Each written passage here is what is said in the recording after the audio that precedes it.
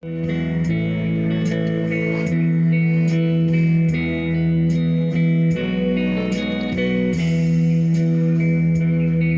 maayong higala, si Jesus ra gayon. Siya ang labing maayo sa tanan.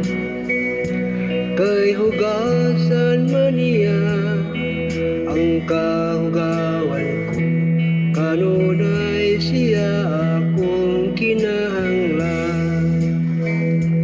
Sa tanang kagulanan, siya'y kalipayan. Isulti lang kaniya ang tanan. Kay siya ragayod andam sa tanang panahon, sa pagtabang sa tanan nga nalisdan. Ang tanan kasubanan iyang gikuhaman, o sa tanan ko nga mga panulan.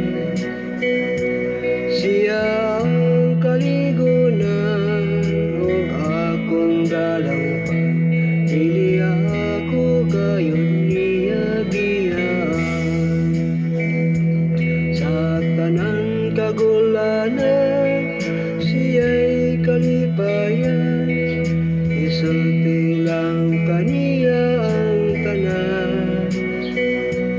Kay siya ragayod andam sa tanan panahon, sa pagtabang sa tanan nga nalisdan. Dili ako talikdan, kay siya gamhanan samtang